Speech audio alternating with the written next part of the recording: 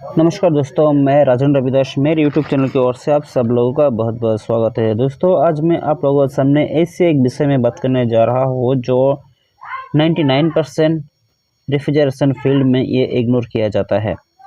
Evaporator condenser flushing के बाद oil loss और मैकेनिकल फेलियर का रिस्क बहुत ज़्यादा बढ़ जाता है। दोस्तों, आज मैं एक सिंपल लेकिन बहुत ही क्रिटिकल सर्विस टॉपिक शेयर करने जा रहा हूँ। इवेपोरेटर कंडेंसर फ्लशिंग के बाद कंप्रेसर का ऑयल लॉस होता है और इसी ऑयल लॉस की वजह से मैकेनिकल फेलियर का रिस्क बढ़ जाता है। मैंने फील्ड में पिछले 14 से 15 सालों में ये ऑब्जर्वेशन देख रहा हूँ, लेकिन अक्सर इसी स्टेप को इग्नोर किया जाता है।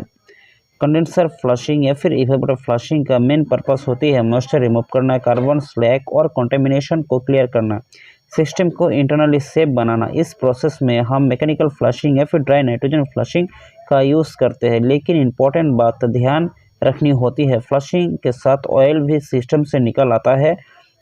तो इसी ऑयल को आप देख सकते हैं, मैं अभी एक बोतल के जरिए इसे मैं कलेक्ट कर रहा हूँ। ये जो आप देख रहे हैं ये फ्लशिंग के बाद ऑयल कलेक्ट हुआ है, पुराने कंप्रेसर ऑयल है। लगभग ये 30 से 40 ग्राम ऑयल सिस्टम से बाहर निकल चुका है। अगर ये ऑयल रिफिल या फिर कंपनसेट नहीं किया गया तो कंप्रेसर को प्रॉपर लुब्रिकेशन नहीं मिलता। शॉर्ट टर्म में मैकेनिकल चलती है, लेकिन डैमेज साइलेंटली स्टार्ट हो जाता है। कंप्रेसर के अंदर मैकेनिकल एक्सप्लेनेशन होती है, जैसे कि bearing, piston, arrow, suction muffler, discharge muffler, और इसमें पंपिंग हेड होती है, कोयल वेंडिंग होती है। तो ये सब कंप्रेसर के अंदर ही ये क्रिटिकल मैकेनिकल पार्ट होती है, जैसे शाफ्ट, बियरिंग, पिस्टन, ये सब पार्ट 100% ऑयल लुब्रिकेशन पे डिपेंड करती है। ऑयल कम होने पर metal to metal friction start होता है, बियरिंग वेंडिंग सरफेस ड्राई होना शुरू होता है, इस हीट जनरेट बढ़ जाता है। इस स्टेज में मैकेनिकल ऑयल और जैम होना स्टार्ट हो जाता है।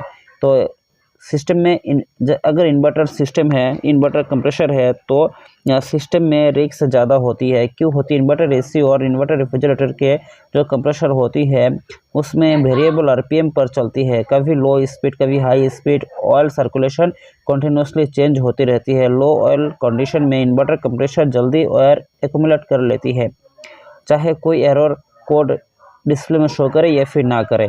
तो आप देख सकते हैं जो डैमेज हुआ पुराना ऑयल है, इसी ऑयल को आप देख सकते हैं, मैं भी इसी जगह न्यू ऑयल को मैं कंप्रेसर में रिफिल करूंगा। इससे मैकेनिकल डैमेज को सिस्टम को एकदम फुलफिल ये रोक देगा, क्योंकि अनयूजुअल हार्मिंग या फिर grinding noise, body temperature normal से ज़्यादा, करंट ड्रॉ धीरे धीरे बढ़ जाता है, कूलिंग परफॉर्मेंस स्लो होना, और पीसीबी इलेक्ट्रिकली पार्ट्स बिल्कुल ओके होते हुए भी अगर कंप्रेसर में ऑयल कम होता है तो अंदर से कंप्रेसर वीक हो चुका होता है। कम होने का इम्पैक्ट विजुअली आप सिंपल आप देख सकेंगे कि कंप्रेसर कंडीशन में एक कंप्रेसर की एवरेज लाइफ होती है इन्वर्टर में 10 से 12 साल। अगर आप पुराना ऑयल को निकाल देते हैं, न्यू ऑयल रिचार्ज नहीं करते हैं, तो आपकी जो सिस्टम है ये 3 से 5 साल तक ये सीमित हो जाएगा और आपकी मैकेनिकल ये धीरे धीरे करके ये घटना शुरू हो जाएगा।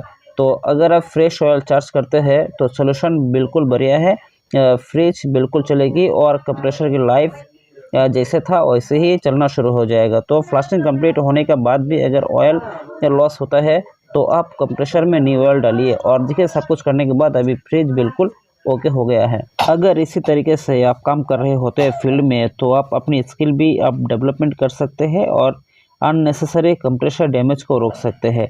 ऐसी और नए नए वीडियो पाने के लिए मेरे चैनल को सब्सक्राइब कर सकते हैं। अच्छा लगा है तो दोस्तों के साथ इसे शेयर करें। नमस्कार।